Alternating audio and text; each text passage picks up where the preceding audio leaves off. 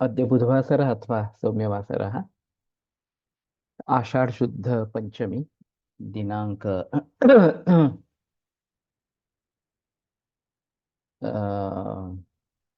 तारीख किती आहे बरं? 10 जुलै 2024 पतंजल योग सूत्र समाधिपाद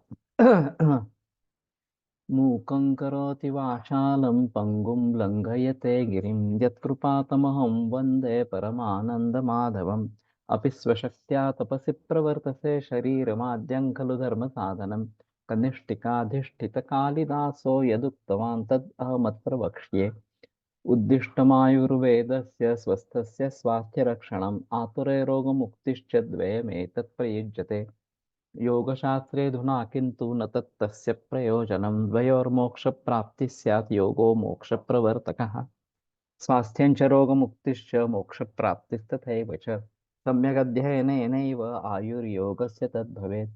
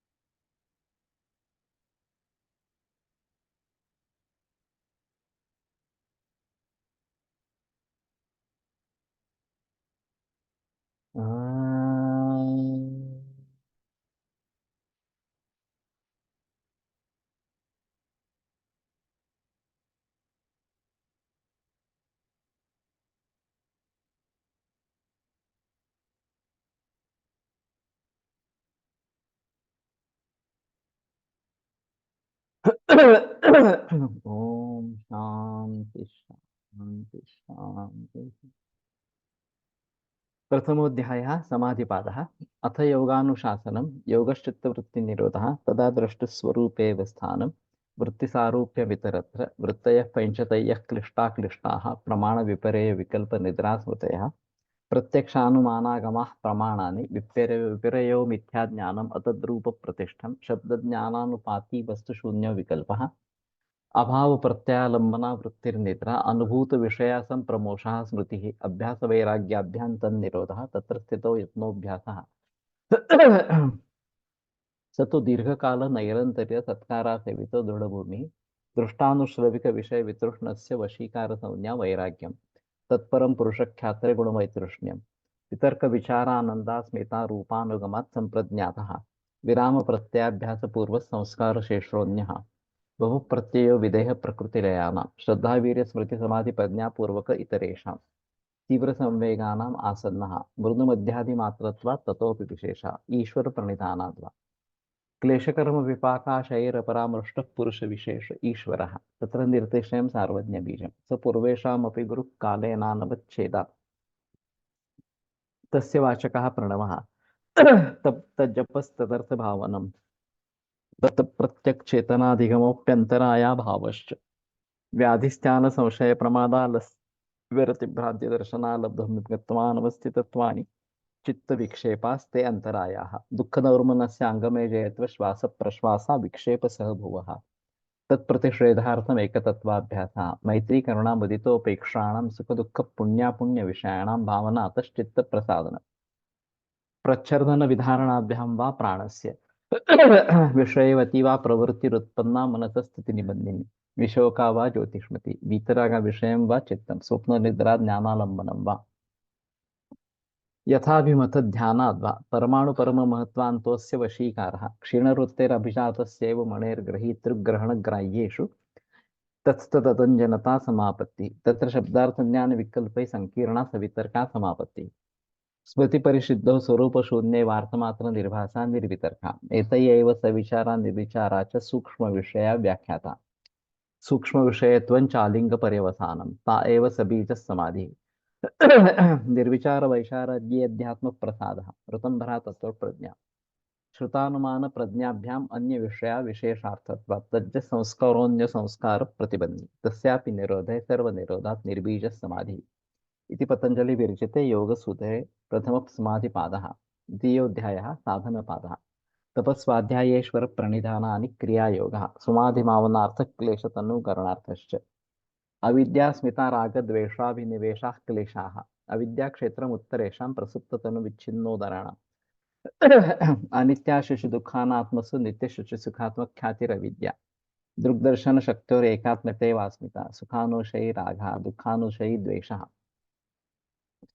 स्वरसबाहि विदिशोऽपि तथा रूढोऽभिनिवेशः ते प्रतिप्रसव हेयाः सूक्ष्माः ध्यानहेयाः तद्वृत्तयः क्लेशमूलः कर्माशय दृष्टादृष्टजन्म वेदनीयः सतिमूले तद्विपाको जात्यायुर्भोगाः ते ह्लादपरितापफला पुण्यापुण्य हेतुत्वात् परिणाम ताप संस्कार दुःख निर्गुण वृत्ति विरेधाच्च दुःखमेव सर्वं विवेकिनः हेयं दुःखम् अनागतम् द्रष्टुदृश्ये संयोगो हेयेतु प्रकाशक्रिया स्थितिशीलं भूतेन्द्रियात्मकं भोगापवर्गार्थं दृश्यम् विशेषा विशेषलिंग मात्रा लिंगानि गुणपर्वाणि द्रष्टा दृश्यमात्र शुद्धोऽपि प्रत्ययानुपश्यः तदर्थ एव दृश्यस्य आत्मा कृतार्थं प्रति नष्टमप्यनष्टं सदन्य साधारणत्वात्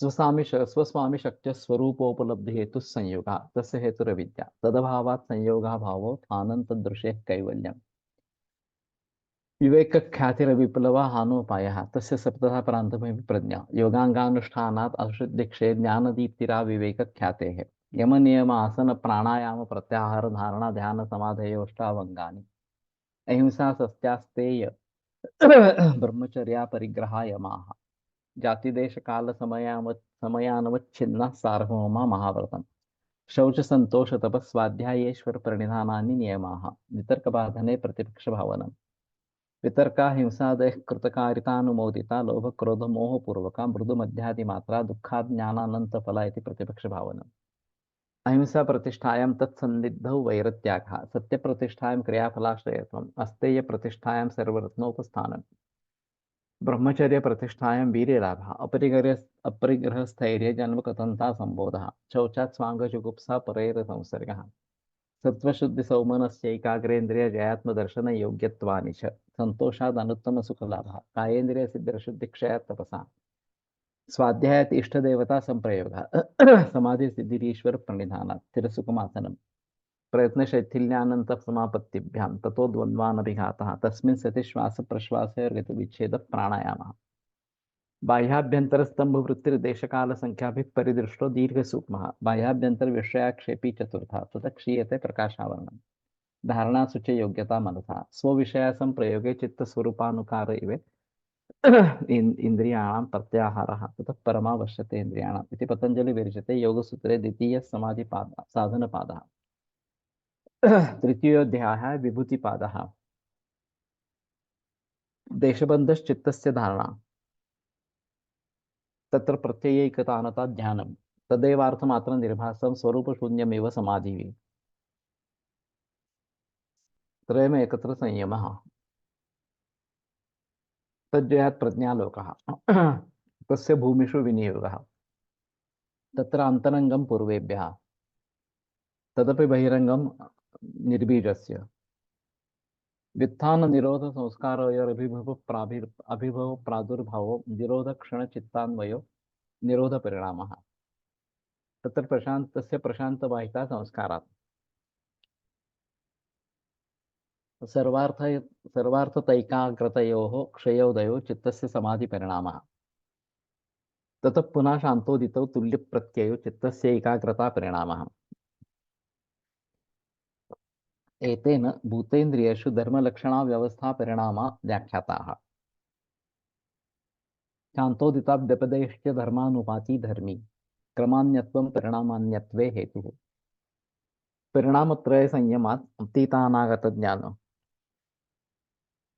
शब्दार्थ प्रत्ययानाम् इतरेतराध्यासात् संकरस्तत्प्रविभाग संयमात् सर्वभूतरूतज्ञानम् संस्कार साक्षात्करणात् पूर्वजातिज्ञानम् प्रत्ययस्य परचित्तज्ञानम् न च तत्सालम्बनं तस्या विषयीभूतत्वात् काय रूप संयमात् तद्ग्राह्य शक्ति स्तंभे चक्षु प्रकाशा संप्रयोगे अंतर्धानम सोपक्रमम निरुपक्रमं च कर्म तत्संयमात् अपरांत ज्ञानम अरिष्टेभ्यो वा मैत्र्यादिषु बलानि बलेषु हरित बलादीनि प्रवृत्त्यालोकन्यासात् सूक्ष्म व्यवहित विप्रकृष्ट ज्ञानम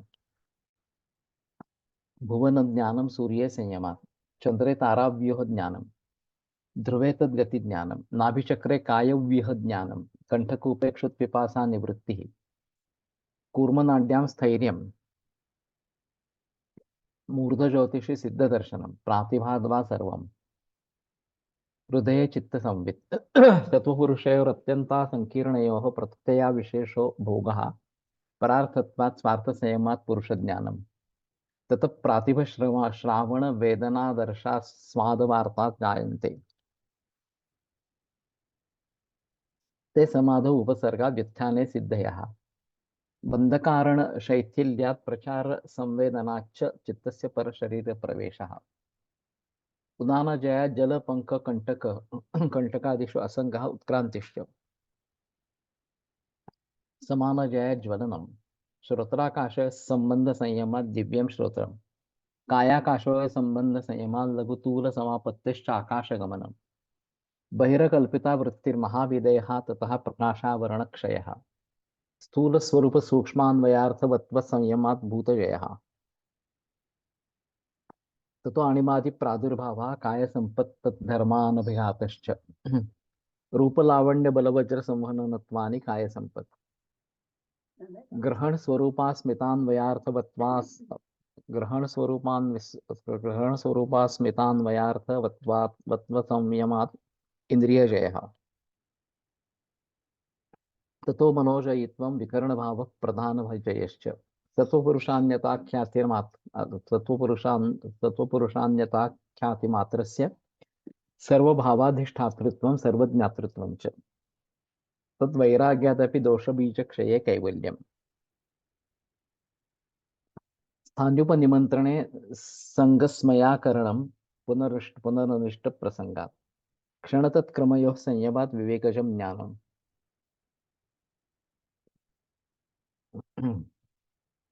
जातिलक्षणदेशैः अन्यतना जातिलक्षणदेशैरन्यतानवच्छेदात् तुल्ययोस्तत्प्रतिपत्तिः तुल्ययोस्ततः प्रतिपत्तिः तारकं सर्वविषयं सर्वथा विषयम् अक्रमं च इति विवेकजं ज्ञानम् सत्त्वपुरुषयोः शुद्धिसात्म्ये सत्त्वपुरुषयोः शुद्धिसात्म्ये कैवल्यमिति इति पतंजलि विरचिते योगसूत्रे तृतीयो विभूतिपादः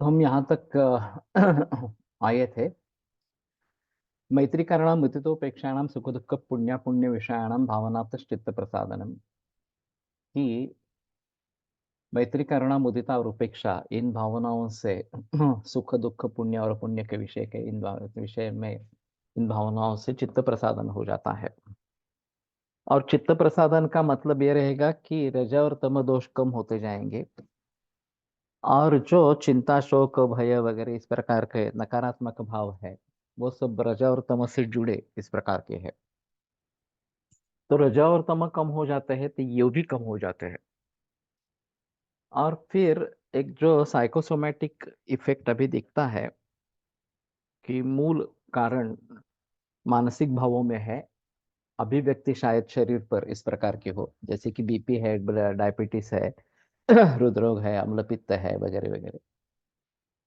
इनमें अगर मूल कारण कुछ मानसिक इस प्रकार का है तो दो तरीके होते हैं एक तो काउंसलिंग करके उसकी समस्या को समझ लेना और उसमें से बाहर निकलने का मार्ग उसे बताना इस प्रकार से ये पराराधन पंडित अगर है यो यथा परितुष्यति तन तथैवानुवर्तेत तो ये कर सकता है लेकिन ये काफी मुश्किल मामला है काफी समय लेता है और फिर स्पेसिफिक रहेगा हर व्यक्ति के लिए अलग अलग इस प्रकार का रहेगा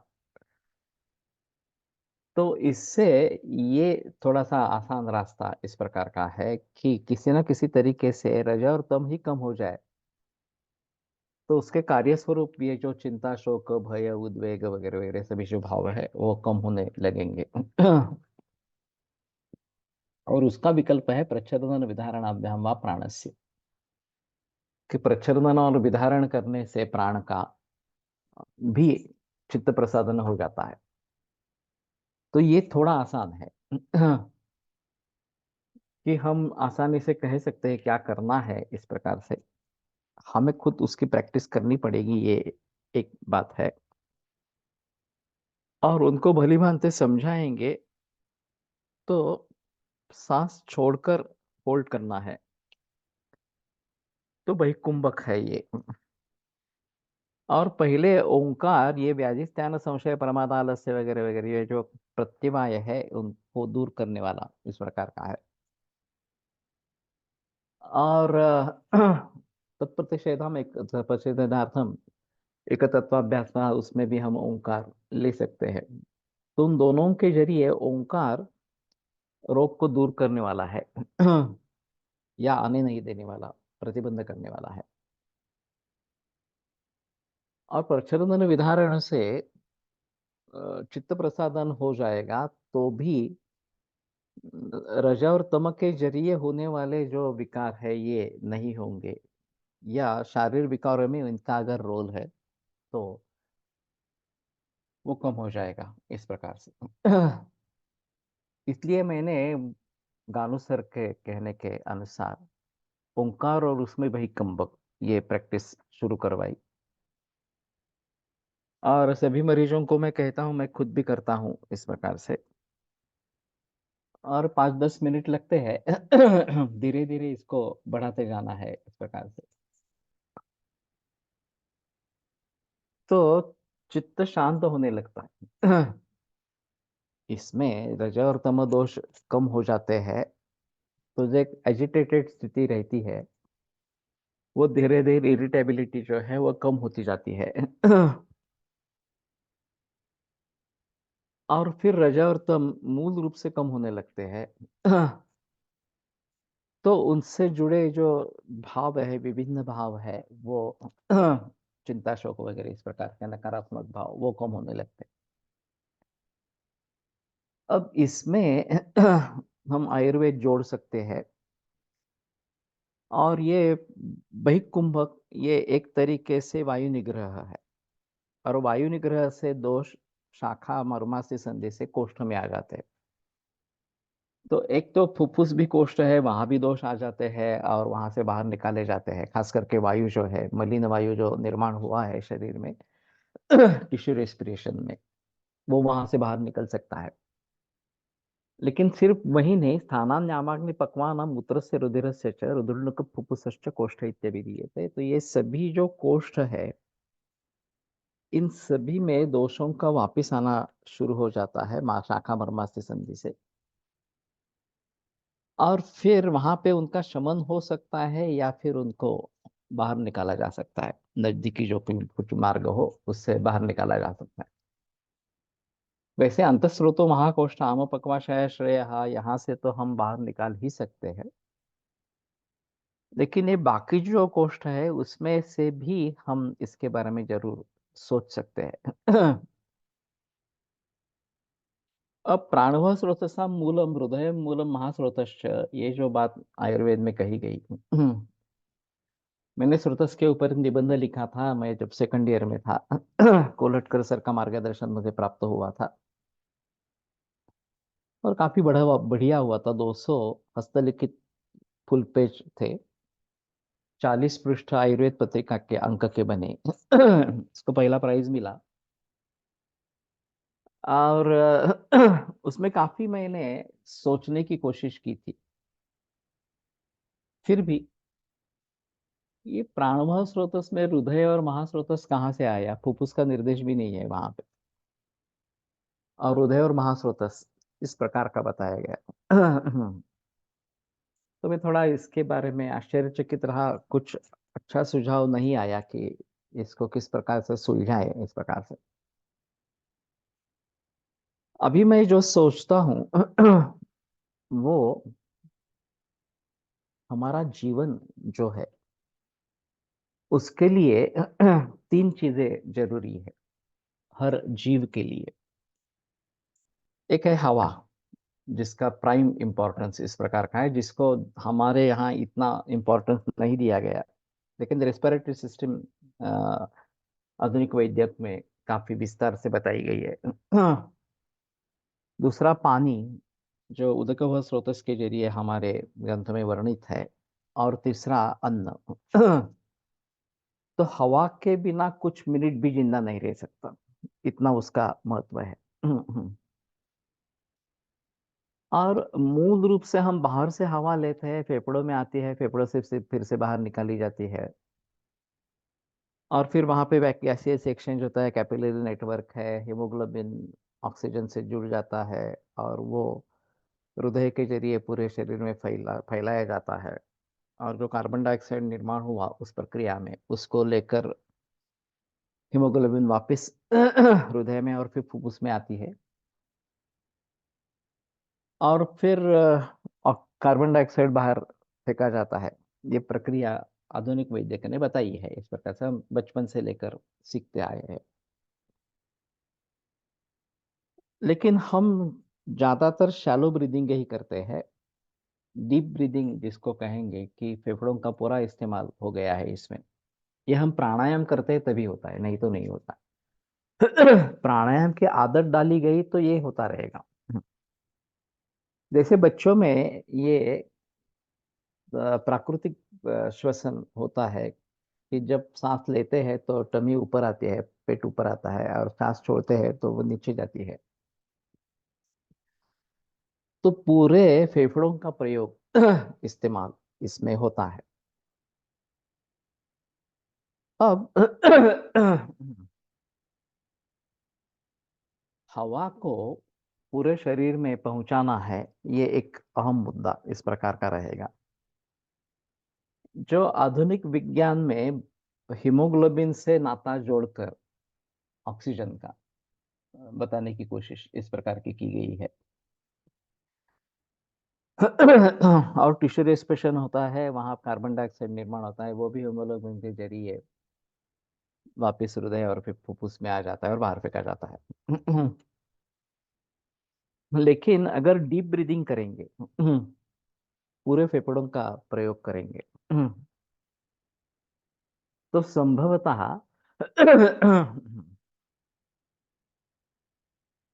हमें हृदय तक पहुंचने की जरूरत है, ऐसा नहीं लगता। अंतःकुंभक और बहिकुंभक ये जो संकल्पनाएं योग में वर्णित है, पानी से घड़ा भरा हुआ है तो पानी अपने आप उसमें से बाहर निकल आएगा। और ये हम देखते हैं, मटका, पानी का मटका, इस प्रकार से पानी बाहर आता है। उसी प्रकार अंतःकुंभक करेंगे तो जो वायु है वो बाहर नहीं जा रही, प्रेशर है उसके ऊपर, तो शरीर में घुस जाएगी। उसका परिणमन होता रहेगा, और इसका एक माध्यम हृदय और महास्रोतस इस प्रकार का भी है।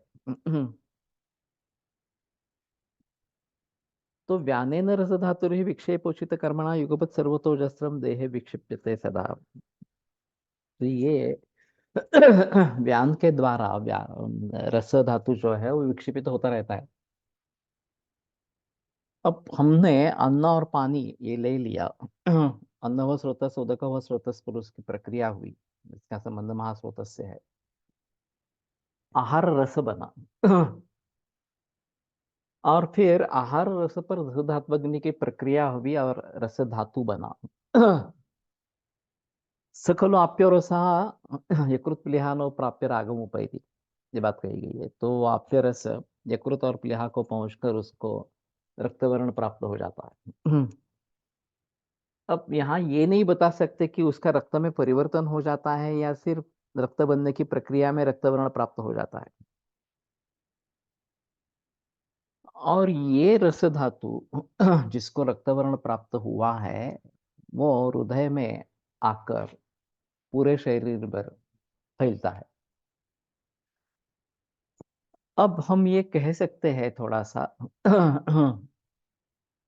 कि हमारे हिसाब में महास्रोतस का भी स्थान है इसमें, क्योंकि जो आहार रस और उससे रस धातु बनेगा वो पूरे शरीर में पहुंचाने का काम व्यान वायु इस प्रकार करता है, इसलिए महास्रोतस का भी काम है और हृदय का भी काम इस प्रकार का है। अब वायु का पचन जो है वो प्राणवायु स्रोतस के द्वारा किया जाएगा और मलिन वायु निर्माण होगा। एक सार रूप और एक किट्ट रूप या मल रूप इस प्रकार का वायु निर्माण होगा। जब भी अग्नि से पचन होता है तो सार किट्ट विभाजन होता रहता है इस प्रकार। ये किट्ट रूप या मल रूप वायु जो निर्माण हुआ है उसको बाहर फेंकना है, तो उसको वापस फुफ्फुस में लाना है और बाहर फेंकना फेंकना है इस प्रकार से। तो बहिकुंभक करेंगे अंतकुंभक के बाद में इस प्रकार से। तो एक निगेटिव प्रेशर निर्माण होगा फुफ्फुस फेफड़ों में, क्योंकि हवा बाहर निकाली गई है और हवा नहीं ले रहे, जो प्रच्छन्न विधारण अब्बा प्राण से कह रहे हैं। तो शरीर में फैला हुआ मलिन वायु ये वापस फुफ्फुस रूपी कोष्ठ में आ जाएगा। अगले दफा जब हम श्वासोच्छ्वास करेंगे तो उच्छ्वास के साथ वो निकलता जाएगा। उसको अगर पहले निकालना है तो जैसे मैंने कहा कि दोबारा रेचक करना है। ओंकार हमने शुरू किया, अ उ म जब खत्म हो जाता है तब तक हमारा रेचक पूरा हो गया। जो भी हवा है वो हमने बाहर निकाल दी, पेट अंदर आ गया। अब भाई कुंभ करेंगे कि हवा अंदर आने नहीं देंगे। तो ये जो निगेटिव प्रेशर फेफड़ों में निर्माण होता है उसकी भरपाई करने के लिए मलिन वायु पूरे शरीर से फिर उसमें आ जाता है और फिर पुनश्च रेचक करेंगे 30 अंक गिनने के बाद, जो भी जितना भी आप सहन कर सकते हैं। तो वो मलिन वायु बाहर निकल जाएगा और फिर हम फिर से सांस लेंगे और फिर ओंकार शुरू करेंगे। तो ओंकार और बहिकुंभक का कॉम्बिनेशन अगर हम इस प्रकार से करते हैं तो फेफड़ों का पूरा इस्तेमाल होगा, वायु को पहुंचाया जाएगा टिश्यू रेस्पिरेशन के लिए, और वहां जो टिश्यू रेस्पिरेशन में निर्माण हुआ वायु मलिन वायु है वो बहिकुंभक के जरिए कोष्ठ में हृदय फुफ्फुस में आता रहेगा। और फिर उसको बाहर निकालते रहेंगे इस प्रकार से। अब बात यह है इसमें कि हृदय का क्या संबंध है। सत्वादिधाम हृदय नंतर नहीं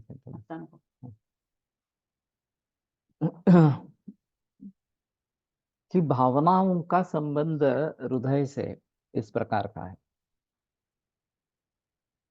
और मैत्रीकरणा बुद्धितोपेक्षाणाम सुकृत पुण्य पुण्य विषयाणाम भावना तश्चित्त प्रसादनम, उसी प्रकार ये रज और तम दोष भी मन से जो संबद्ध इस प्रकार का है वो बाहर निकलने लगते हैं, ऐसा लगता है मुझे इस प्रकार से। और फिर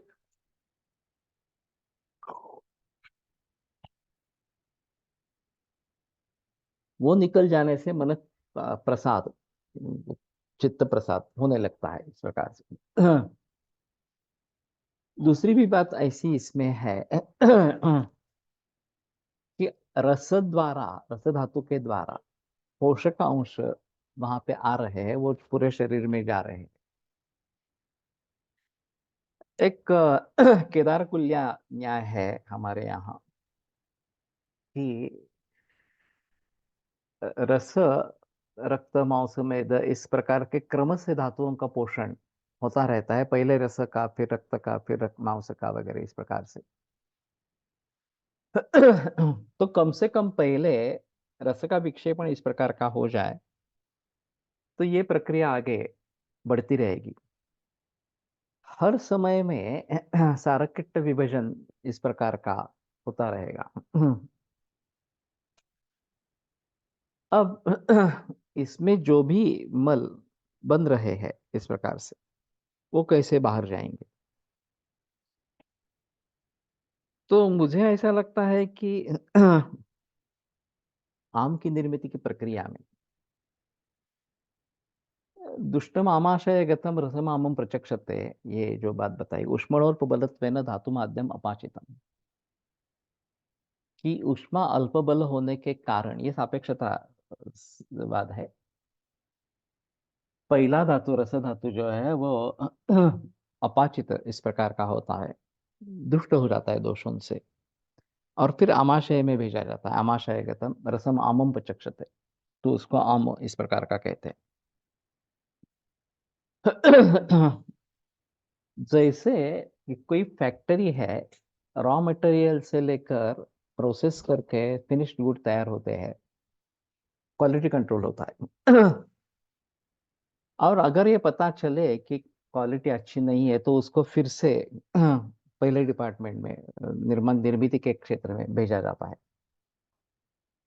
उसी प्रकार से जिस तरीके का हमें धातुओं का निर्माण चाहिए, वो नहीं अगर हो रहा, कच्चा है इस प्रकार से, तो उसको फिर से आमाशय में भेजेंगे इस प्रकार से। हाँ। तो मैं ऐसा थोड़ा सा समझ रहा हूँ कि सारकिट्ट विभाजन जाठरागन के स्तर पर होगा। अन्नव स्रोतस और उदकव स्रोतस, ये दोनों वहां पे मौजूद है, अग्नि है, और किट्ट भाग बना, उसके मूत्र और पुरुष बन गए, वो बाहर निकल गए। जो सार भाग इस प्रकार का बना, जिस पर रस धात्वग्नि की प्रक्रिया हुई और रस धातु बना, उसमें उस सार भाग में अगर कुछ कमी है इस प्रकार की, कि उसमें मलिन अंश वगैरह इस प्रकार के आ रहे हैं,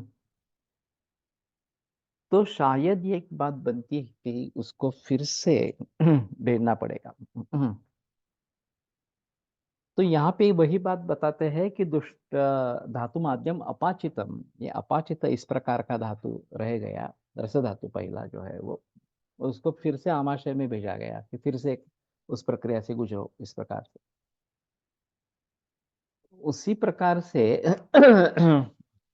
इसमें अगर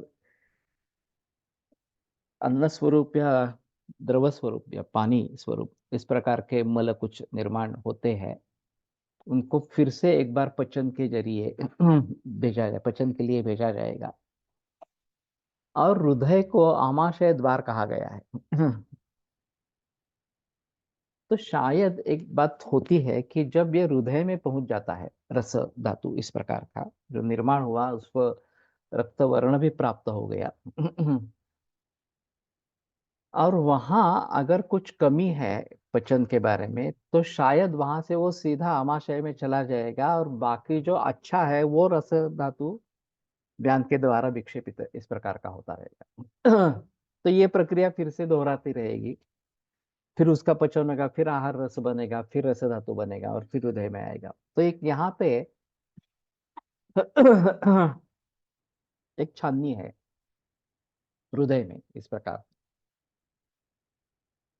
और रजस और तमस ये ज्यादा होने के कारण चिंता शोक भय वगैरह इस प्रकार के भाव है, उसके जरिए पचन नहीं हो रहा है, ऐसी अगर बात है।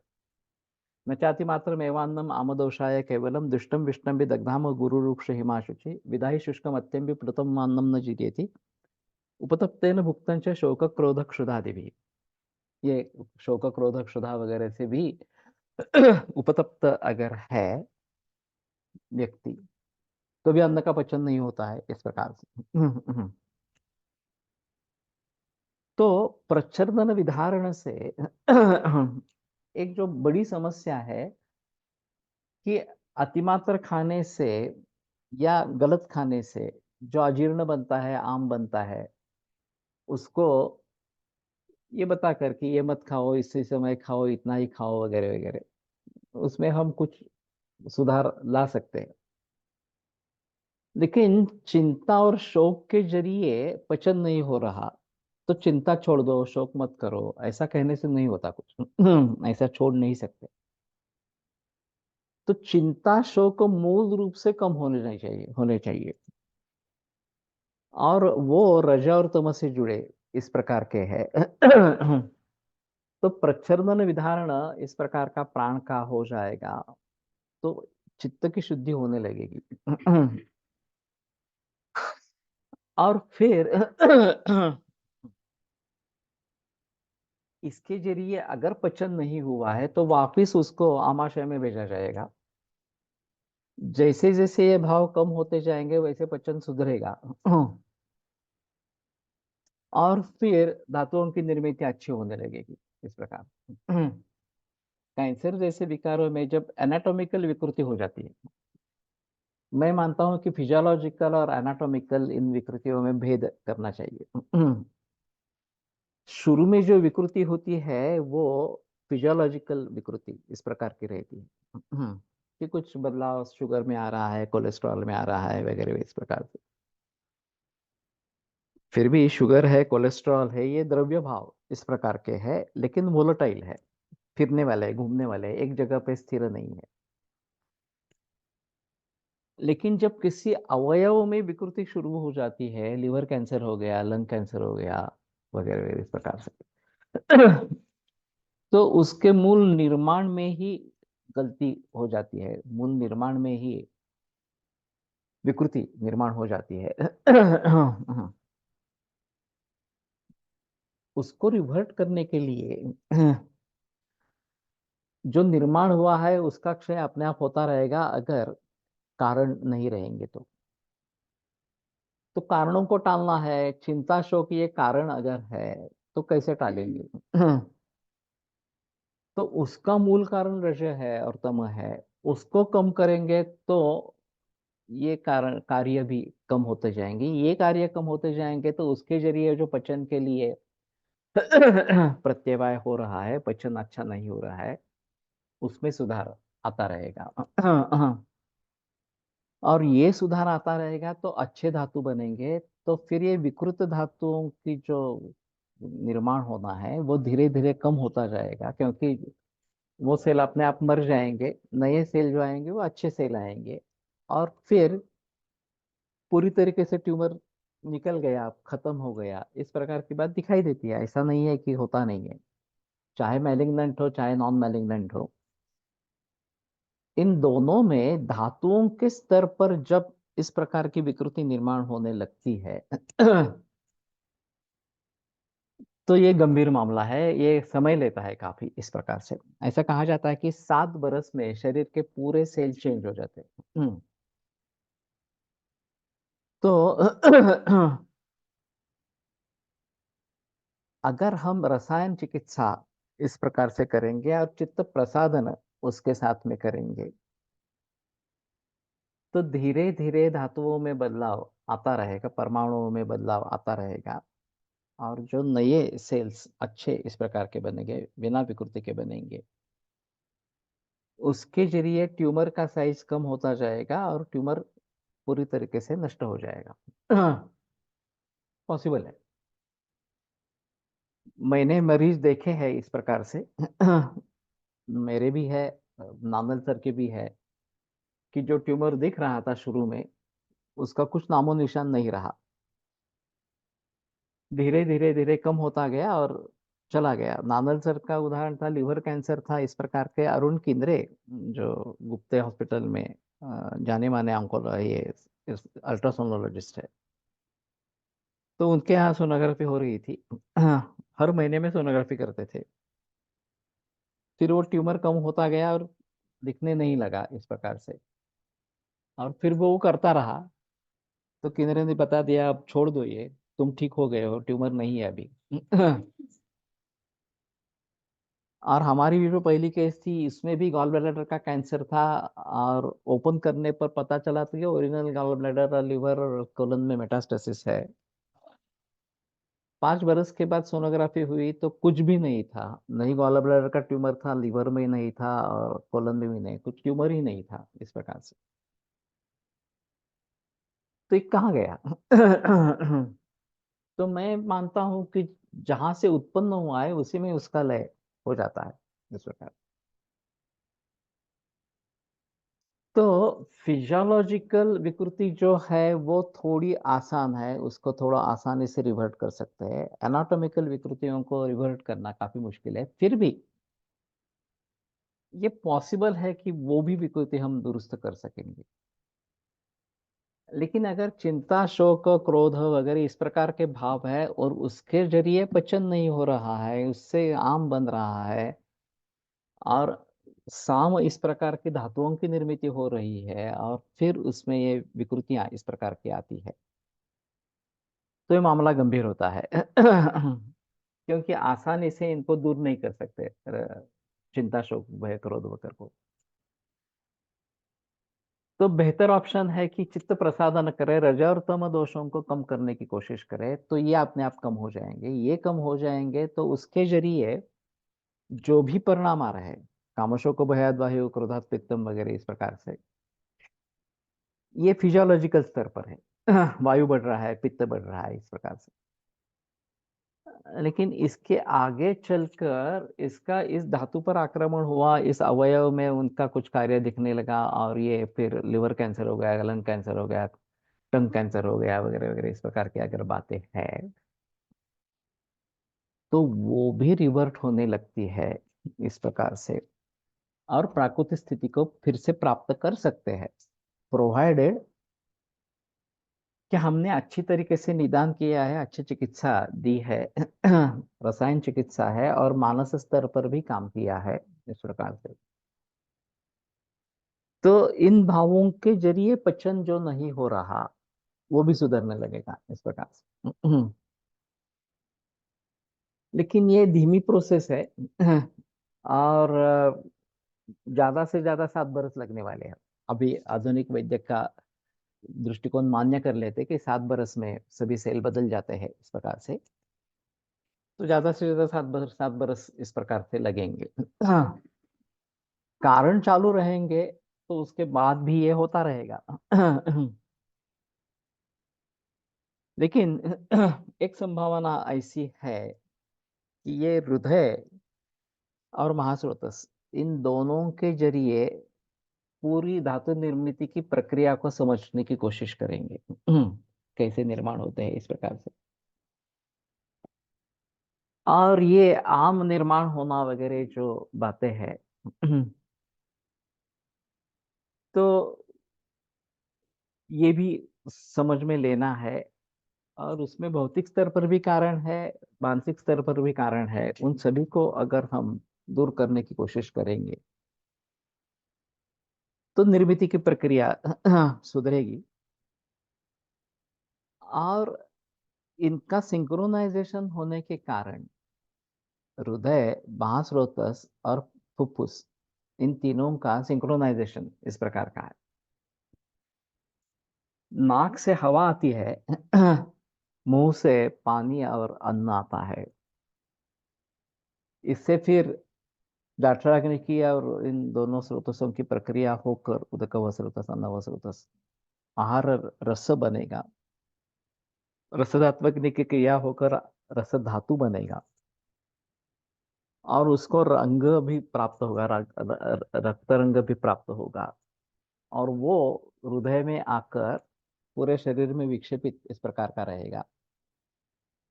वहां अगर वो अच्छी तरीके से बना नहीं है तो उसको वापस आमाशय में भेजा जा सकता है, हृदय से सीधा हृदय में आमाशय द्वार कहा गया है। जो अच्छा है उसी को बाहर देना है, रस रस धातु में परिवर्तन करने के लिए इस प्रकार से। लेकिन ये अजीर्ण की प्रक्रिया अगर निरंतर चलती ही रहती है तो मुश्किल होता है, और धातुओं का निर्माण ही अच्छा नहीं होता, और फिर उन धातुओं से बने जो अवयव है वो भी अच्छे तरीके से नहीं बनते इस प्रकार से। शोणितपेन प्रभा फुफ्फुसा कफ शोणित मांसानाम सारा जिह्वा प्रचायते वगैरह वगैरह, इस प्रकार से जो भी बताए गए हैं भाव इस प्रकार से, उन सभी भावों को ध्यान में रखते हुए अगर हम ओंकार और बहिकुंभक का अभ्यास अच्छे तरीके से करते हैं तो इसमें हमारा रोल तो ये है कि प्रसुष्टे विन्मुत्रे ऋतुमूले दोषे स्वपकृते वगैरह जो वाग्भट ने बात बताई विधि नियमतः कालस्य संयमतः, उसी काल में आहार लेना है फिर भी चिंताशोक वगैरह भावों से भी पचन नहीं हो रहा, इस प्रकार की स्थिति है, तो उसको कम करने का मार्ग ये वैकुंभक इस प्रकार का है। थोड़ा आसान है, मैत्री करुणा मुदितोपेक्षा नाम से भी होता है, आगे जो भी विषयवत्या प्रवृत्ति उत्पन्ना मनस स्थिति निबंधनी वगैरह बाकी भी भाव बताए हैं, लेकिन ये फिर भी थोड़े मुश्किल है। तो प्रच्छर्दन विधारणाभ्याम व प्राणस्य ये थोड़ा आसान इस प्रकार का है मैकेनिकल है इस प्रकार से। तो ओंकार और बहिकुंभक ये करते रहेंगे, प्रैक्टिस करते रहेंगे उसके तो चित्त प्रसादन भी होता रहेगा। जो अपक वगैरह इस प्रकार का है वो फिर से आमाशय में भेजा जाएगा इस प्रकार से। और शरीर को जो हवा अन्न और पानी इन तीनों की जरूरत है, इन तीनों की जरूरत पूरी हो जाएगी। फिर हमारे हिसाब में रस से रक्त रक्त से मांस वगैरह ये भी प्रक्रिया है, खले कपोत्तन न्याय भी है, केदार कुल्या न्याय भी है, तीनों प्रकार के न्याय, क्षीर न्याय भी है, ये सब बताए गए हैं। आगे उन उन धातुओं में परिवर्तन कैसे होता रहेगा इसके विभिन्न मार्ग रहेंगे लेकिन मूल रूप से रस धातु को पूरे शरीर में पहुंचाना है, ये काम व्यान का है। और ये हृदय स्थित है और हृदय में ही मन है और भावनाएं इस प्रकार की है। तो उन भावनाओं की अगर शुद्धि हो जाती है या फिर प्रसन्नता चित्त प्रसन्नता हो जाती है तो सभी बातें सुधरेगी और इसलिए मैं आयुर्योग के बारे में जब सोचता हूँ तो कोष्ठ शाखा गति और प्राणायाम और उसमें बहिकुंभक, इसमें तो सिर्फ हम बहिकुंभक की बात कर रहे हैं। अगले वाले सूत्र में अगले पाद में समाधि सिद्धि ईश्वर प्रणिधानात् ये सूत्र आता है। ईश्वर प्रणिधान से समाधि सिद्धि इस प्रकार की है। और प्राणायाम के बारे में जो बताया गया है उसमें तस्मिन् सति श्वास प्रश्वास और गति विच्छेद प्राणायाम स्थिरसुखमासनम और तस्मिन् सति श्वास प्रश्वास और गति विच्छेद प्राणायाम। तो उसमें अंतक अंतक कुंभक और बहिकुंभक ये दोनों का रोल इस प्रकार का है। मैं प्राणायाम की बात नहीं कर रहा हूँ मैं केवल बहिकुंभक की बात कर, उसको बहिकुंभक को प्राणायाम नहीं कहा गया। प्राणायाम में ये अंतक कुंभक और बहिकुंभक दोनों शामिल होने हैं। यहाँ सिर्फ बहिकुंभक की बात करते हैं और सिर्फ बहिकुंभक से चित्त शुद्धि होती है, चित्त प्रसादन होता है। और इसका एक अलग महत्व इसमें रहेगा। तो इन बातों को ध्यान में रखते हुए मैं आयुर्योग में इसका प्रचलन लाना चाहता हूँ। और एक बार हमारी जो धातुओं की निर्मित की प्रक्रिया है या हमारी जो अग्नि की निर्मित प्रक्रिया है, हमारे शरीर में जब से अन्न प्रविष्ट होता है तब से एवं मासेन रसः शुक्री भवति स्त्रीणांचार्तम, ये पचन चालू ही रहता है। तो इस प्रकार से ये विभिन्न अवस्थाओं से गुजरते हुए शुक्र या आर्तव तक पहुंच जाता है इस प्रकार से, और उसका प्रसाद ओज वगैरह इस प्रकार का निर्माण होता है। वैसे हम रोज ही खाना खाते हैं तो रोज ही इस प्रकार की प्रक्रिया चलती रहती है इसको भली भांति अगर समझने की कोशिश करेंगे तो रोग निर्मिति कैसी होती है और उसको ठीक कैसे करना है, ये दोनों बातें हम अच्छी तरीके से समझ जाएंगे भाई कुंभक कपालभाति नहीं है कपालभाति रिगरस प्रोसीजर है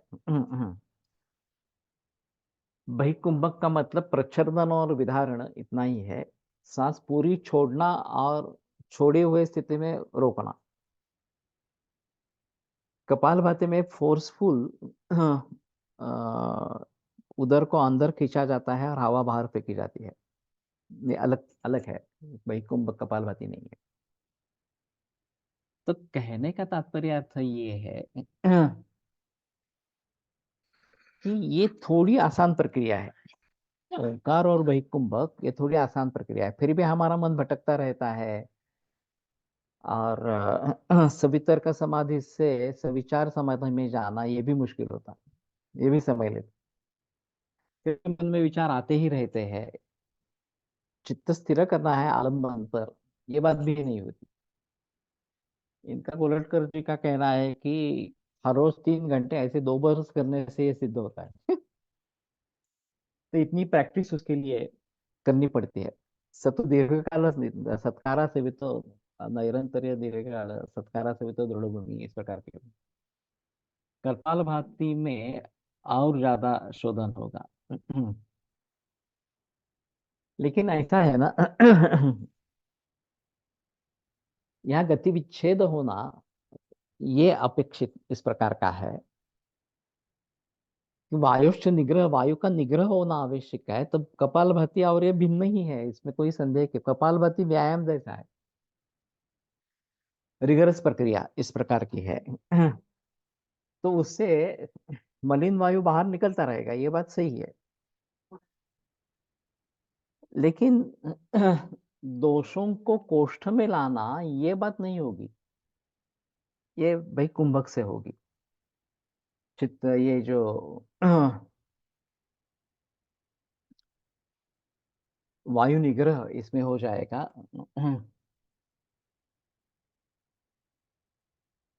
कपालभाति शुद्धि क्रिया प्रोसेस है, उसमें संदेह की बात नहीं है। लेकिन ये अलग है। वही कुंभक से उसको मत जोड़ो। जैसे मैंने कहा कि वायु का निग्रह करना यहाँ पे अपेक्षित है, और कपालभाति में हम वायु का निग्रह नहीं कर रहे हैं, वो अलग बात है, पूरी अलग बात है। तो ये कपालभाति का मुद्दा यहाँ उठा हुई नहीं, यहाँ संबंध नहीं है कपालभाति का कोई इस प्रकार का। मैं जो बात कह रहा हूँ वो ओंकार और उसमें बहिकुंभक श्वास का निग्रह इस प्रकार का बहिकुंभक स्थिति में, तो ये दोषों को शाखा मर्मास्ति संधि से कोष्ठ में लाने के लिए मदद करता है, और फिर उसको बाहर निकाला जा सकता है। तो इतना समझाने के बाद भी अगर तुम्हारे मन में ये गलत फहमियां है कि ये कपालभाति और बस वैकुंभक एक ही है, तो दुर्दैव रहेगा। मैं समझाने में कम पड़ गया इस प्रकार का मुझे लगता है। मैं जो बता रहा हूँ वो समझने की कोशिश करो। इस प्रकार कपालभाति को यहाँ लाओ ही मत, कुछ संबंध नहीं है इसका। Here the more focus on कोष्ठ शाखा गति and by which means it is achieved effectively. या और इसमें मानसिक भाव भी शामिल हो जाते हैं, ये सबसे अहम मुद्दा है। केवल फिजिकल होता है ऐसा नहीं है, मानसिक भाव भी शामिल इसमें हो जाते हैं। तो समझने की कोशिश करो जो मैं बता रहा हूँ।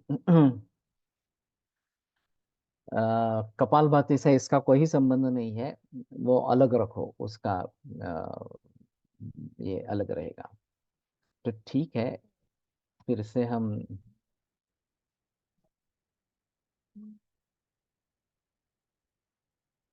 ये जाप करते हैं और फिर रुकेंगे।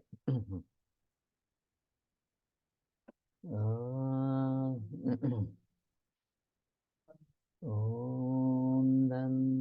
धन्वन्तरये नमः। ओम धन्वन्तरये नमः। ओम धन्वन्तरये नमः। ॐ धन्वन्तरये नमः। ॐ धन्वन्तरये नमः। ॐ धन्वन्तरये नमः। ॐ धन्वन्तरये नमः। ॐ धन्वन्तरये नमः। ॐ धन्वन्तरये नमः। ॐ धन्वन्तरये नमः।